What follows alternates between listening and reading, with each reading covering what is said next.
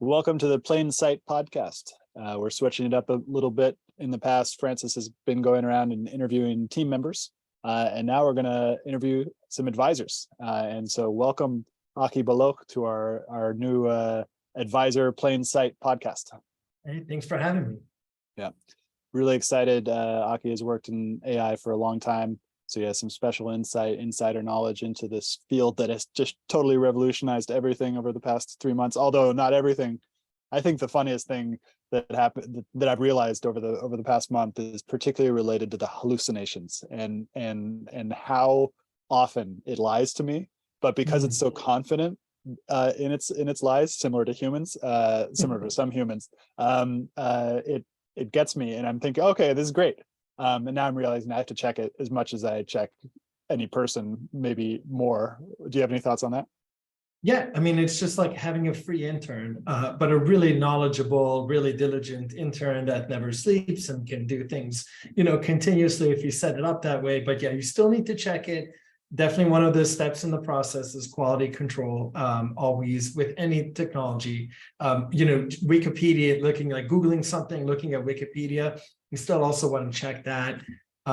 So yeah, we can get into that. My father actually runs a scientific journal. He's been a scientist. So the peer review system is still alive and well in different ways. Yeah, interesting. How is AI going to change peer review, if at all? Well, and we can kind of talk about this in any order, but there's a sort of pyramid of, data and information and knowledge and wisdom. And humans are really good at the synthesis of things and having ideas. I mean, ideas are really networks comprised of, individual data points and so on.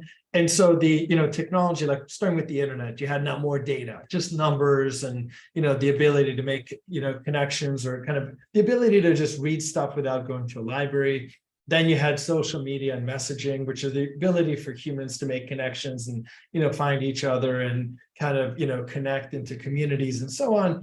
Now, that the ability, like AI now, this sort of AI brings the ability to just, crunch a bunch of data and give you kind of certain templated approaches, or kind of, get information from the data. I would call this information, but then it's still human synthesizing. And then, wisdom, somebody who's a subject matter expert or experienced in a field can detect, what's not here, what seems off, like, hey, my gut's telling me something off, or, oh, I've seen this pattern before. And so a number of very knowledgeable people in a peer review system or in, a process is definitely still quite valid, depending on what the task is. Of course, if the task is something, that requires high functioning analysis or thoughtfulness, then it's very much needed. So for example, for my father, scientific publishing was more impacted through open access journals, the ability for these journals to be out there. But AI is terrible at, generating, novel research. Of course, that's probably the farthest away from his capabilities. And so my dad just wrote something on his journal, called "Are We There Yet?" about AI, and it's basically saying don't, for the types of papers that they're consuming, don't use AI to generate a section of your paper. It's just not. It's nobody wants that. Scientists can smell from a mile away, and it doesn't help. Versus marketing content, which I built a business around for 8 years. There is a technical component to it, but you really just need a lot of content covering various aspects of a topic. And so there's a lot more automation for that, purpose. So, and they're both, parts of publishing, but different in many ways. That's really interesting.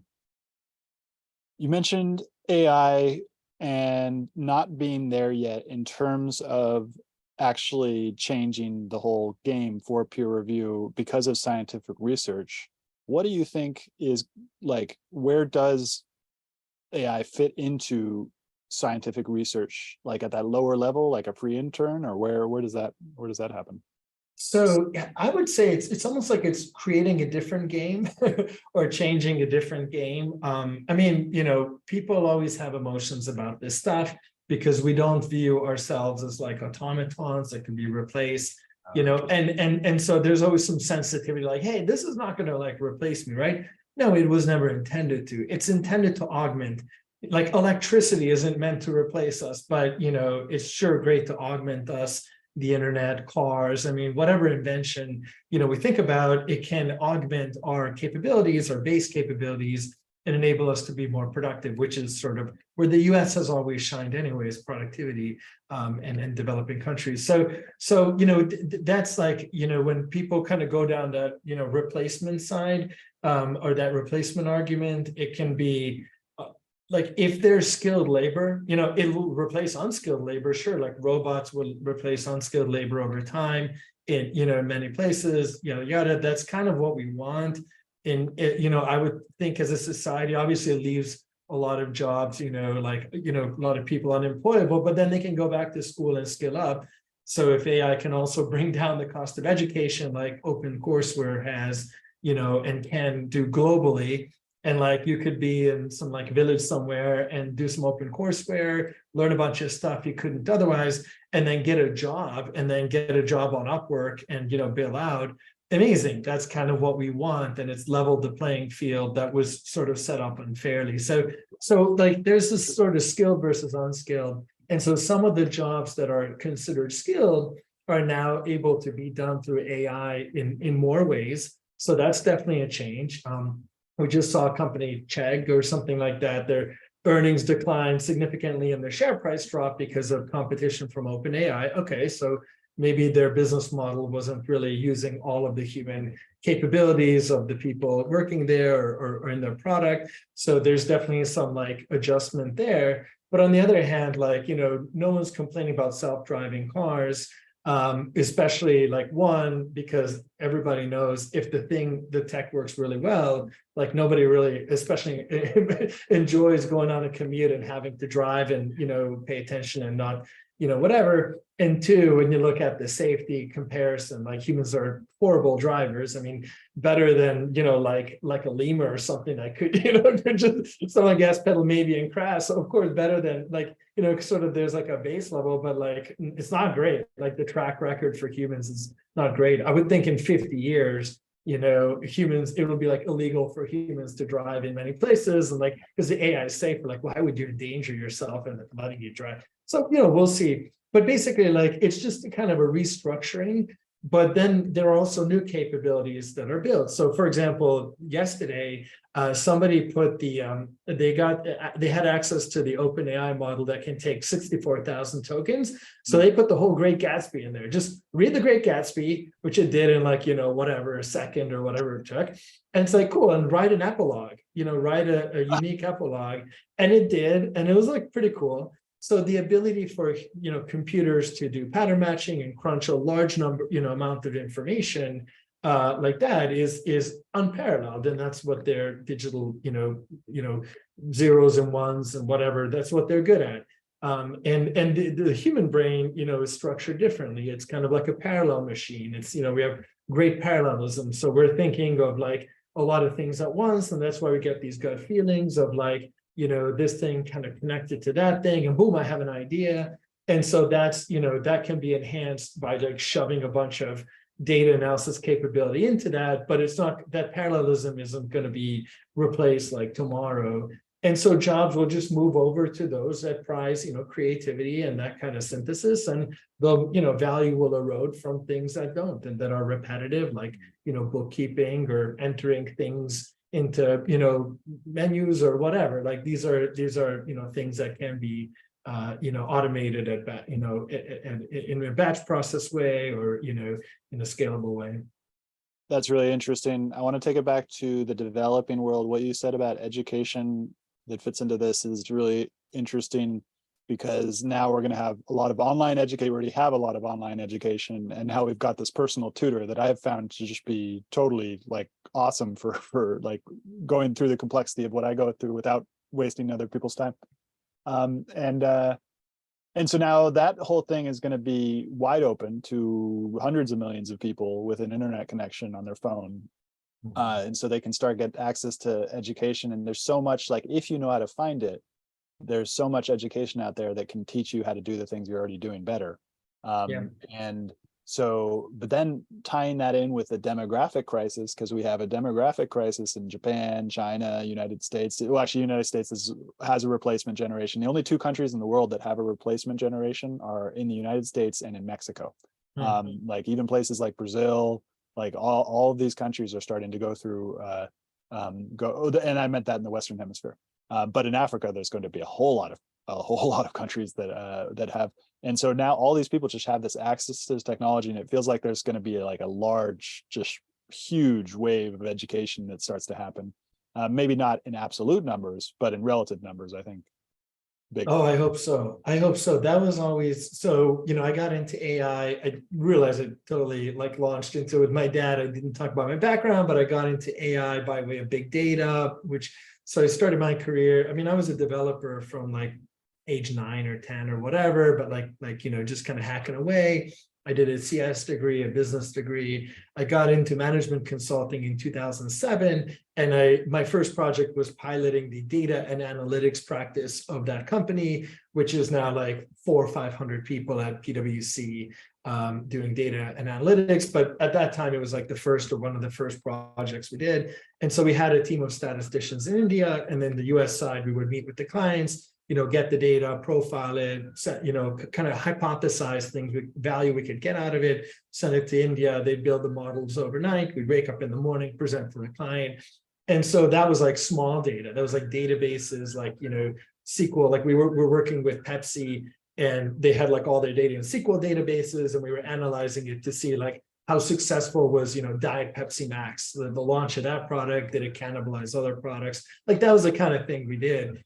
And then a couple of years later, I was a VC at OpenView Venture Partners. I was their first associate to look at big data in 2011. And basically, we took that, modeling ability, and now you could apply, and Hadoop came out. So you could apply it to very, very large data sets that were, like your whole data warehouse, or even they called it a data lake. Like just take all the data you have, like wherever it is, and just throw it somewhere. And then you can run these, batch processes on it. And so it's like, cool, well, what can we do with like all this data and, volume and variety and velocity? Like you could do like things you couldn't do before. And, and so, and companies that obviously were really good at that, would win and would outcompete the others. And then later, Spark came out, which basically let people do the same kind of things, but much faster because it was in memory. Long story short, then we got to generative AI and so on. But basically, this has been kind of a long time coming. But the thing is that kind of sticks, or that has remained consistent, is these are all like computers doing pattern recognition. Like the first thing I learned as an engineer or developer, when I was a kid, the first cool thing was regular expressions, where you could take a document and just kind of find patterns. And that was a way of extracting information from data. And now we're just kind of moving up that chain. But it's like a really long lead in to talk about education, which like over the years, as I thought about AI and the kind of inevitable job losses that are going to happen due to this automation, and which is a real problem and definitely one that I've been concerned about, I realized that the only possible solution for humanity is education. Those people who have lost their jobs as like truck drivers because the AI is driving the truck, or whatever, like, cool, go to school, I went to a community college. People in the US can. I realize other countries don't have as many, which I'll talk about, but in the US, you definitely can. The US has more like institutes of higher education per capita than like most other countries. So you can always find a community college, whatever, you retrain as, for something where humans needed. So there's that. And then the bigger unlock is what you said about, and what we were talking about earlier is, like, what if you could just do community college or something, like a high, like technical professional education, literally anywhere? What if you could do it in a developing country, Bangalore, wherever, and you could do it online, or in a rural area, like, if you could do it through your phone in Africa, because a lot of these places don't have like great internet yet, but they have phones. So like, what if you could do that? Well, that would be the solution, and people who are diligent can kind of go after it. And this was really pointing to me. I really realized this in 2009. I was working in Abu Dhabi on a consulting project, and we had like a chai wala. We had like a guy who brought the tea. And like he was like an Indian national working in Abu Dhabi under tough conditions. Like literally his job was bringing tea. That was it. And then he got a computer. Somebody gave him a computer and he had internet access. And in 2009, he's like, hey, I have a computer and I have internet. What should I do? And I'm like, I don't know. Google something, but like what? But Google what? I'm not sure. And then I'm like, you know what? Go to like, I think I pointed him to Khan Academy. I'm like, just start with Khan Academy. It's free and like you'll learn stuff, and then like go from there. And now today, 2023, now we have like, I mean, 14 years later, we have a lot of like professional education options that you could do either free or like paid, but like cheap. And so you could basically go or just like read docs and become a developer or whatever. Obviously it's not perfect. I mean, but basically like making, AI help with education and, help people through a learning process. And then on the other side to a point where they can do a professional certificate and like, show that they are a licensed, Microsoft SQL Server administrator or whatever, like boom, then they become more employable. And that has to be the way things go. I mean, technology both created the problem, but it can create the solution. And it is sort of dropping cost throughout. So the cost of that community college that I went to in Michigan, many years ago, now you could do that, presumably do that kind of education in another country or in another area, or for, or even then, for just much less cost, and then use that to get a job. Like that has to be the solve for this sort of problem of, unskilled labor becoming obsolete over time. That's really interesting. I would love to take this into a discussion of me as a non-technical person using GPT-4. I've been trying to get it to code for me. It's worked out pretty well. Now I've got it into Sheets. So I got there's a whole bunch of people who built functions onto Sheets, Google Sheets itself, to go start doing data inquiries. And so this kind of coding thing, it's like I've just been making toys so far. And those toys work at this lower level. And now the thing I'm running into is the actual system architecture of how the hell do you connect this toy to a larger thing and create a software development. Do you have any advice for those of us who are non-technical to understand how to build a system like that? Yeah, I mean, look, like, I mean, I've been in startups for now 10 years. I'm on my second company. The hard part of coding is figuring out, or the hard part of building something useful, whether it's for a startup or for an internal or for a hobby, finding something that, it solves a problem in the war. Because once you have like the requirements, like, hey, I need a system that can like do this specific thing, cool. Then it's more like how do I code that? And then you can kind of break it down in pieces and then, kind of execute. But and I'm kind of maybe answering the next level question from like, hey, how do I like integrate X into a system, to like, how do you build something that produces value for yourself or for other people? And that's really where this is a very human thing. That's sort of like where product management comes in, where they start talking to business users and saying, hey, what if you had the ability to do X? What would you do with it, or Y? But basically, like, let's kind of maybe fast forward mentally to a point where everyone has access to like huge models where you can like feed in, like, let's say you could just like write a sentence and it'll build an entire application. Well, not a sentence, but maybe that's part of, the interesting part about this. You can give it a spec and it'll build an application, or you can take your code and the entire system and it'll ingest the system and show you where to fit it in. But all of like the whole part, like the thing where we stay alive and relevant is like, what is the prompt? Yeah. Like, what is the question? Like when you put in one sentence into these tools, you get a one sentence quality answer back. Like, let's say you put in just, mathematically, you put in 10 words and in a sentence, and it receives 10 information units and it spits out an answer for those 10. Well, what if you give it a really detailed spec or something incredibly complex, like the Great Gatsby, as an example, 64, however many tokens it was. If you can give it a really detailed spec, you'll get a really detailed product or result from it. And that's basically like where we as humans, you're talking to people who are synthesizing solutions or problems that they have, and you're synthesizing solutions, and you're kind of working with the machine, and it's kind of getting like the legwork done and just moving things faster. I think that's where, from a software development standpoint, that's where things, will go. And then when you have questions, that can kind of help you diagnose and kind of pinpoint and help you logically break it down. But there are still these points where you need like a strategy for like, what is this component supposed to do? What is that, like, where does that interface? So it's all about writing a really good spec. That's really interesting, because it's like, now that we have this third brain, we have first brain, second brain, third brain. First brain is our brains, second brain is the note taking, third brain is AI now. And so we've got this like super brain that we can use, but only if we really, really nail the context that we give it. And that's something that I've learned when I did make my forays into programming, was that it's not the computer that's at fault, it's me every time. It was me every time. And like, then there's like this little one thing where I put a little parentheses, and that was the issue. And so it's like, and that goes into like our frontal cortex and the prefrontal cortex, and like abstraction, and just this kind of crazy ability to make all these ideas come into reality.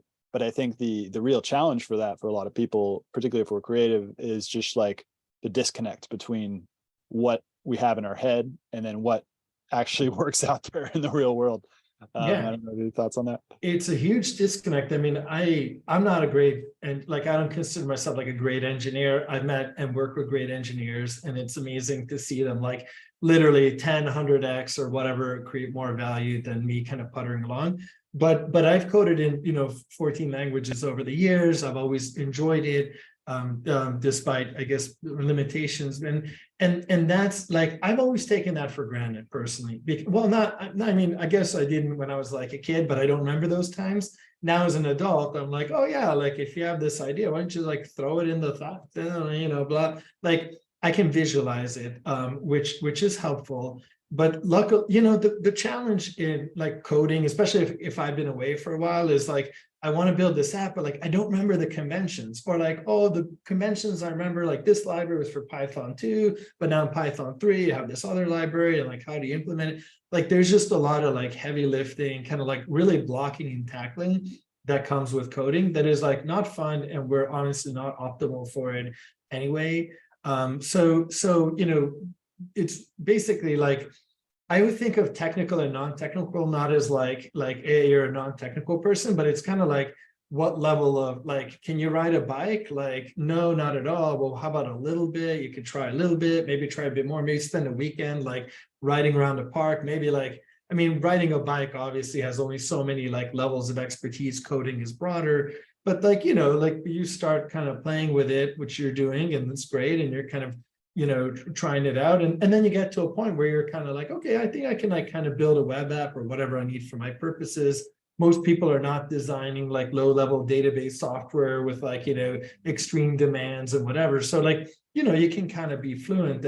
And so AI and this stuff will help people just a greater part of the population achieve some basic fluency around, building software, which would be great. I mean, it would be great if everyone could code, or everyone, who's professionally involved could, build like little apps to help with their little, their tasks or like their day jobs or whatever. Like there's no downside to having this skill. So I'm really glad that AI can kind of level us up to just, make it easier to like you get less frustrated, because like when you have that, you spend like hours and you realize that there's like a parenthesis missing, you just feel like, like that was a wasted, it was a waste of time. Yeah. But if the AI can just pinpoint that, cool, then we can just all be productive together and move faster. I don't see any downside of being better and more efficient at things. That's sort of the enemy is waste. The enemy is wasted human potential. And I think there's a heck of a lot more wasted human potential than like anything else, any other limitation in the world. I mean, if we really apply ourselves, we can figure pretty much anything out. That's why we're here as a species. but like there's just a lot of, a lot of opportunities that are not, people don't even know they could like go that far. Yeah, that's an interesting, especially last month or so, is it seems like so many of the limits that we had on us as a species and on us as individuals and groups has just been unlocked basically. So there's like a huge potential that can happen. But Yeah. with that potential, there's a sort of tyranny of potential as well, because once you start to see the potential, it scares most people. So like courage and bravery are good values to incorporate as we move into this next step, because it seems like it's not bad or good, but it's like it's different. It feels we're moving into a different age basically. Yeah, I think there's two kind of factors at play, or at least two factors that come to my mind. There's, it's always complicated, but one is our brains are meant to fear losing much more than value winning. And so, I mean, this is like a survival instinct. When you see something new, the first, idea isn't usually like, oh my God, like I can like, make so much money with this or whatever. It's more like, ooh, in what way could this hurt me? That's like the first instinct, which is good. I mean, it's normal that, people who just run blindly into things, often don't make it. So it's good that it's like, yeah, okay, like how could this hurt me? But then you see adoption over time. And then the adoption over some amount of time becomes like nearly, 100% or whatever, becomes really high because people have sort of tried it out, they sort of experimented, and everybody kind of knows that like, today online dating works really well, but like 10 years ago, it's like, oh, it's kind of a weird thing. Weird, creepy people are gonna like kill me. And it's like, what are the chances of that? Very, very low, not zero, but very low. So there's, that's definitely one thing, is just kind of that initial caution, that comes from this stuff. And then the second is, people have a kind of the converse of that is people have a hard time, I think, socially acknowledging or talking about how good things can be.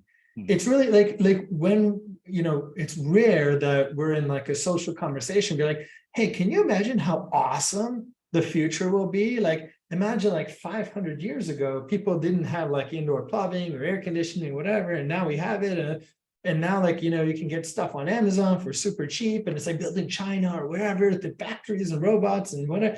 It's like, can you imagine like how awesome things can be in 50 years with this stuff? And it's just like, you end up sounding kind of like a nut, like if you're like too bullish, and there are people are like, well, yeah, but well, hold on, but with the environment and, yeah, of course, but how much upside can there be? It's just like kind of a little bit of a human tendency, but I mean, what do we know? I mean, we're merging with computers, like started with, started with like, computers and stuff, of course, and mechanical devices, but then with the phone, that became a big thing because now you have this like robot we're like cyborgs. We have this like thing with us, and now we have this other thing that's like has some level of intelligence or whatever, some level of interactivity on top of that. And like these layers keep adding, and we're just, for the people who do, who are more, like you said, courageous and bold and willing to like take the risk or whatever, I'm not saying they're rewarded in every case, but by and large, people who bet on tech are rewarded in, different ways, not just financially, but also, just in terms of the ways of thinking. And there's that. And I realize this is sort of like a monologue, so I'll cut it short, but then there's the other side, which is just the limitations of our brain, because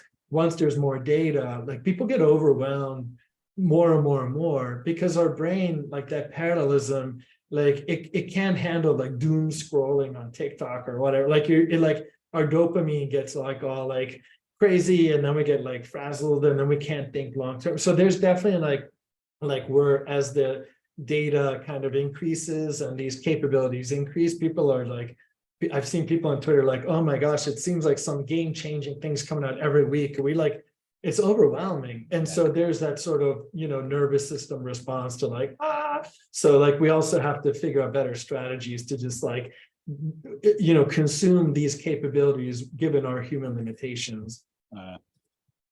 Yeah, there's a lot of good points we could go from here. I like to think about the cyborg question as as writing is something so fundamental to us now, but at one point it was invented, and like it just, and you, like you said, that it had that adoption curve where only a small percentage of people could write and read, and then slowly grew out. And there's a term called psychotechnology that I got from John Vervaeke, who's a cognitive scientist who studies this stuff, and he talks about psychotechnologies and writing as a psychotechnology.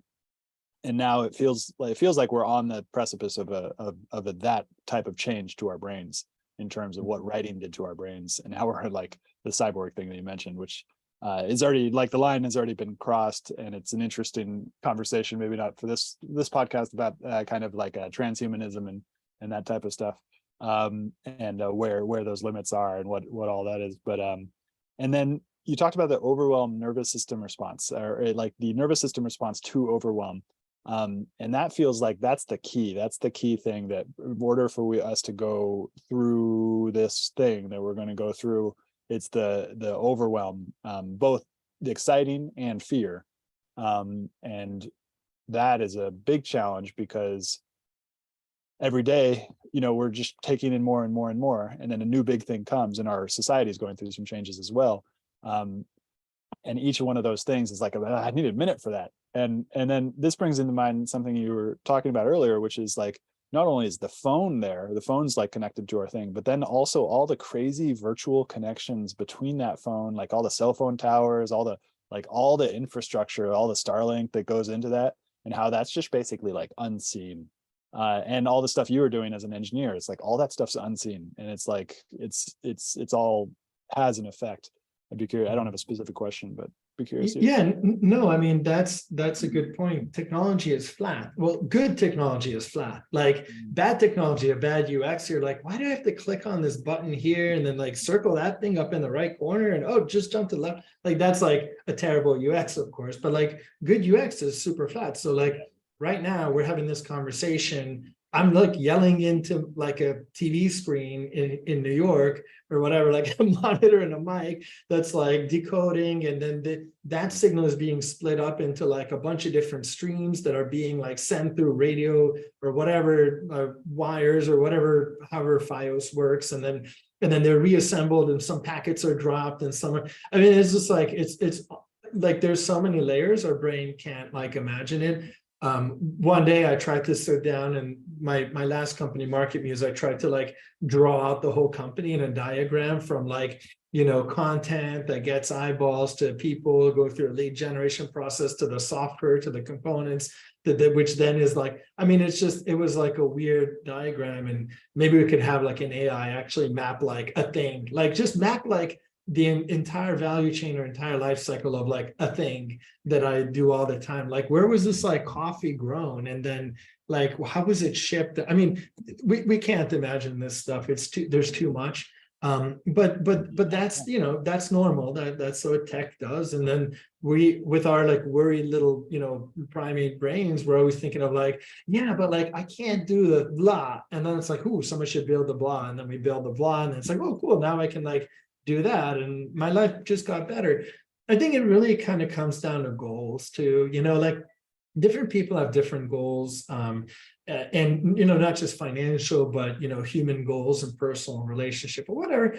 And so when we're young and we're just starting out with not much, and we want to hit this goal and that goal, and the goals change. But different people have different goals, and the goal of an AI is probably going to be like, if we had an AGI, artificial general intelligence, it would have most likely loftier goals than most people, and it would like start doing that, and it we would, but humans are happy when we like have like a journey and a struggle and like an adventure, and then we reach the goal.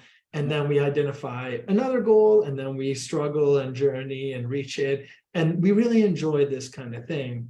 And so we're just going to keep doing that, but just people are going to have different goals. And, like back in the day, YouTube was, I think, the first company to go from founding to acquisition in like 18 months. It was acquired for whatever, 150 million, something that was bonkers at the time. Now it's like a friggin' like the be all end all of all like television, and the future of all media like kind of works on YouTube and Netflix. But I don't know how many billions or hundreds of whatever, however that's measured.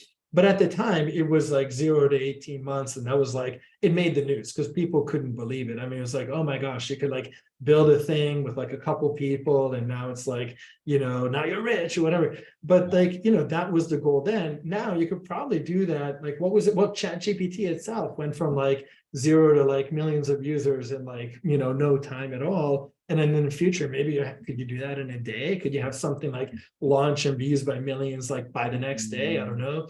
So there's definitely some, some different goals, and AI is as a technology kind of doesn't care. It'll help us reach whatever goals, we kind of guide it to. And then it's sort of like, okay, well, what goals do we want? So as long as like, humans are setting goals in a responsible way, and it's not like, I want to get rich to the detriment of everyone. And, like, as long as it's not like that, then we could all presumably be successful with, tech, AI and tech in general. And that would be a really cool world. Like if nobody was like left behind, or the people who like felt behind were like helped and, got additional mentoring and resources and social support and healthcare for free, or what, like that would be amazing. Like what then every person is talented at least one thing, but probably many things. We all have different talents. So like we could just use those talents 100% and use like 100% of our brain all the time, but not in a way that sounds like really scary, not in a way like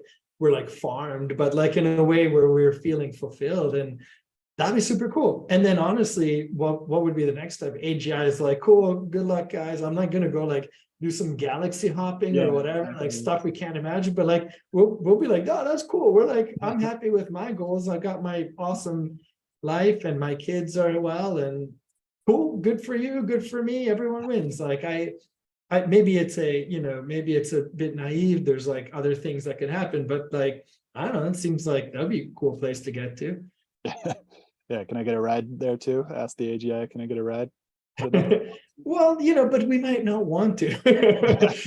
Like some people are like supremely curious, and like Elon Musk wants to understand the workings of the universe. I mean, I don't know. I don't want to say I'm like, but definitely less ambitious than Elon Musk, like just of course by like a degree of magnitude. But like I want to like learn some stuff, but I don't want to like, there's a lot of things I don't want to do because like, I don't know, like why would I like live on Saturn? Like, like I'll try to live in Brooklyn. Yeah. Living on Saturn or Mars would be not the most fun for the first like 25 generations. Well, Mars is a great example. Like some people want to live on Mars. I do not want to live on Mars. I mean, like if it was like 500 years in the future, Mars is awesome, like cool. But like, but some people do, and like, it's awesome that we have people. But yeah, not me. That's not my goal. I want to hear more about goals and how do LLMs think about goals, or are they just at the task level? And I guess what is the difference between a task and a goal? I guess a task is more a more concrete implementation of a specific part of a goal. What do you think?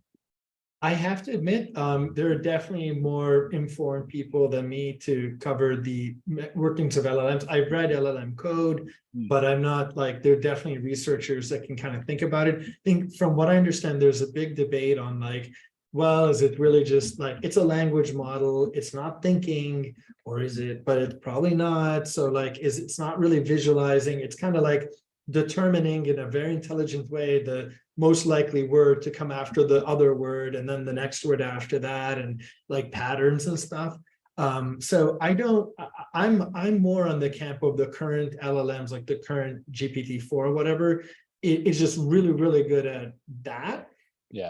But it can do it at a scale that our brains cannot. So that 64,000, limit, which, in the future will be like laughable, like, oh my gosh, like we're in the, feed in all the books in humanity and it'll do it like immediately, whatever. Like it'll write all the epilogues in parallel for whoever might want to do that. But like, like I think it's really good at like very large scale data analysis and pattern recognition. And I only say that is because like that's been like what it's been doing for the last 20 years of my, you know, life or career or whatever, 25 years, ever since the regex days. It's like doing really awesome regex, regular expressions. Mm. But like, does it have goals like we do?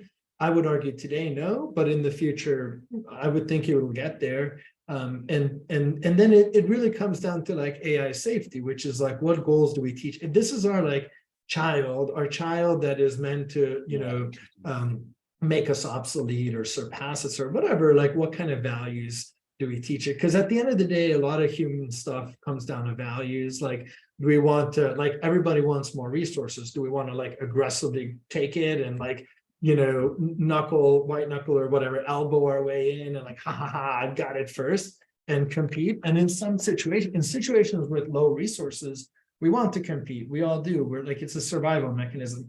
But in situations with high resources, we want to collaborate. So if we can kind of, you know, have a world like that, then the AI presumably would naturally lean toward collaboration too. That would be cool.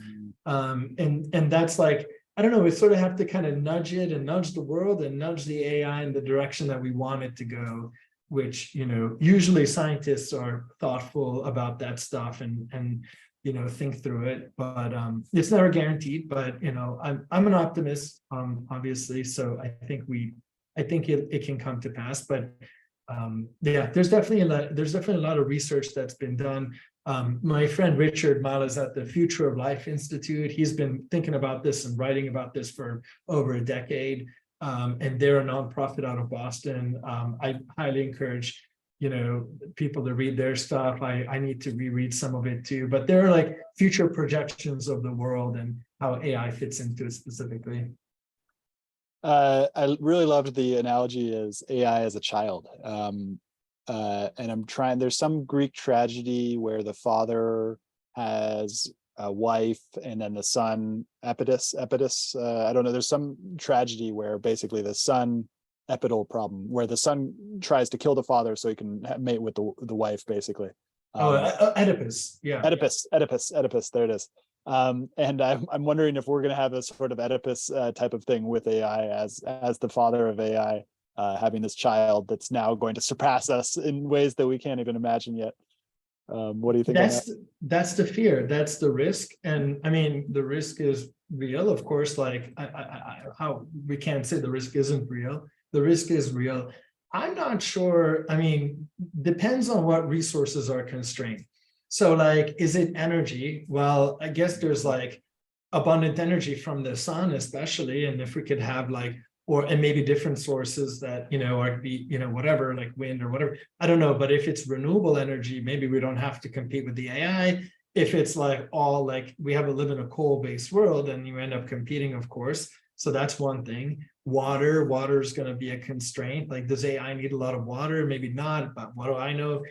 So there's, you know, if we can kind of, assuming that there's going to be an AGI, either an AGI that emerges that's like a super brain, or the singularity Ray Kurzweil has written about, which is like humans and the AI like merging into one unit, like the Borg or something, whatever, use your analogy. Then yeah, I mean, that's, you know, then that can kind of play on different scenarios. But I always think of, again, optimism here, I would think of oil. So what I've read, and I have not worked in oil, so I cannot corroborate it, but what I've read is that there's more oil available today than there was in the 70s. But how is that? Because we're mining it. Well, yeah, but technologies are getting better at extracting and less waste. And so I always think of waste as the enemy, you know, and again, there's like massive amount, our brains cannot picture the opportunity cost of things. It's always hard for us. Hard to picture the amount of waste currently happening and the amount of inefficiency. And we can only see it when we like shine an objective light to it and say, hey, this thing is super efficient. This driving is super efficient and nobody died. And this other one, like, yeah, some people died. Oh my God, then imagine those people who died, like their capabilities and their lives and what could have been and isn't. And, you know, so I think there's a lot of waste. And I think tech just sort of, in the best case, siphons away waste, and then everybody just has more. And I think, you know, AI can kind of help with that. And then, like we're going to hit our faculties or like the limitations of our brains, of course, and are hitting, and like we can augment, and then at some point, like we just can't augment as much anymore compared to how fast the computer or AI can rewrite itself or whatever. And then it'll go, and then that's why it'll have loftier goals, it'll have loftier, more powerful capabilities. And then we'll be like ants to it, and they'll be like, oh, that's, or it's like, are we like the dog? Are we like a favored dog? Or are we like an ant that gets stepped on? I don't know. There's definitely, range of options, but we certainly have a lot of waste in the world. We have a lot of suffering, needless suffering, a lot of starvation, diseases. Like there's a lot, like the future is here, but it's not widely distributed, as somebody said, Nicholas Bonaparte or whatever, somebody said it. And so like right now we're living in a not widely distributed future. I'm glad that the future is getting a little bit more widely distributed. It should, and people have so much potential, unlock that this can unlock. Cool. So we'll take about 5 more minutes. Really interesting stuff on low resources, no collaboration, high resources, you have collaboration, and how that fits into AI. I really like the idea of waste as the enemy. And then there's a kind of another take on that, which is like growth, because certain ideological things have an idea of growth being as a sort of enemy. And there is some sense to it where I think that it is accurate. For example, like cancer. Cancer is like a growth that just is created, on an organ that's just like benign, and then turns not benign and kills the host and everything like that. And then there's growth in technology, and there's a lot of like tension around that within cities these days. What do you think about this balance between that sort of tension, where there's like waste is one enemy, then there's growth? What do you think about those relationships? I guess, I haven't heard, to be truthful, I haven't read or heard a lot about just growth. Maybe because I work in tech startups and all the VCs are like, grow, like faster. I have definitely seen, of course, downsides. Like I guess it depends how, like if often this actually happens with VCs. Now that I've said that example, they'll be like a cool company, they throw a bunch of money at it, and like 2 years later, it's kaput because it just like, everyone tried to do everything. It was completely disorganized, and the whole thing kind of blew up. And I've definitely experienced that personally as well, unfortunately. But it, that can happen. I would argue that it wasn't the growth as just growth as the growth. It's like so there's a vector, there's a magnitude and a direction. Of cancer, the direction is bad, it can kill you, and the magnitude can be strong. So like more like the vector, it's more like what direction are we growing in? And as a society too, like Facebook like led to people getting glued to Facebook, led to good things too, but also people getting glued to Facebook and addiction, and then TikTok and whatever. Like people are like, people are addicted to becoming influencers in the US. Like in China, people want to be like, kids want to be astronauts or whatever. In the US, they want to be influencers. Yeah. There's some study about that. Like, but this is like these are value statements, and value is actually wisdom. Like value comes from values associated with wisdom. And it's like kind of people over multiple cycles seeing what did work and what did not work. And so I think that's where we're the most valuable. Like if we could all be teachers of ourselves and of others, and raise our kids right, and future generations to just have like grow in the right, like just point them in the direction at whatever magnitude.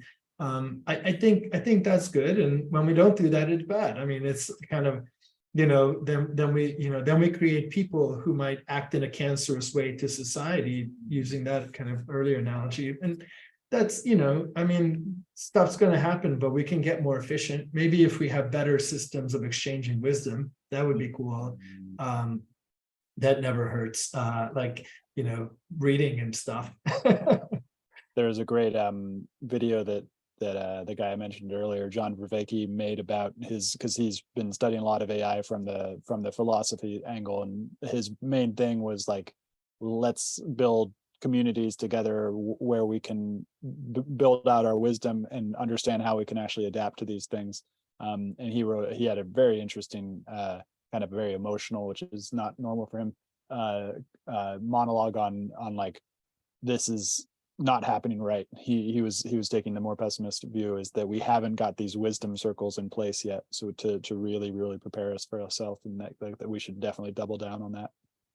Yeah, it's hard to say, like, these are absolutes, like, are we wise or not wise, or do we have good community? I don't know, it depends. I mean, one thing I really appreciated in Abu Dhabi is I was only there for a few months, so I'm not an expert, but there are a lot of great family values. And come to think of it, China too.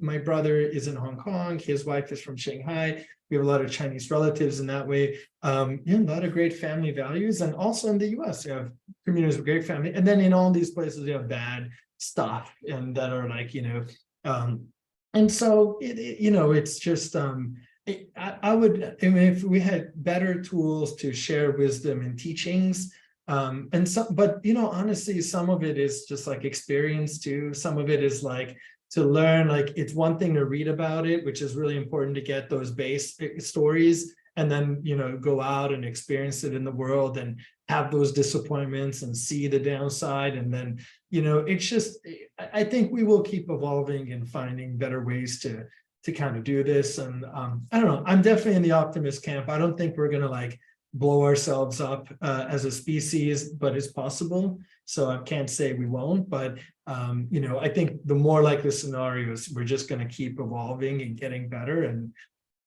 just things like we just keep building layers on layers, and that's what we're like, little builders. That's what we do. That's what got us here. Minecraft. Yeah. It's like there's a saying, and I guess this is a good point for me to stop yammering, but it's not the strongest who survive or the smartest or the fastest. It's the most adaptable. And that's, I mean, literally Darwinian. It's the ones that adapt to change the best survive more than brute strength or whatever. And that's what we're good at, I think. So I think we got a shot. Millions of years of evolution in that. Well, thank you so much for coming on the show, Aki. I would love it for the audience to find out more. If you have anything you're doing right now that you want some more visibility on, I'm sure they'd love to hear. Sure. I'm personally right now, I was in AI for 10 years and then I left and it got really hot and I got to crypto and it crashed. So I'm doing like, I don't know, I'm interested in obviously following the AI stuff. I'm also interested in crypto, not to shill any particular one, but we're building infrastructure on Bitcoin. I think Bitcoin can help in many ways. I don't think it's like the be all end all that is like going to save everything, but I think it's a valuable piece of technology. I would encourage people to just read up more on AI, neuroscience, which I don't have expertise in, but I love reading about, and crypto and stuff. And happy to find more ways to be helpful, to the world. And I guess if anyone has any questions or whatever, if there's a way to contact me, I will try my best to respond. And just wishing everyone, good learnings, and try this stuff out. It's like, just try it out. And my mom uses AI every day for like a little business she's running, and so does my dad at this point. So like they can do it, everyone can do it, no excuses. Try it out. Thanks, Aki. Thank you.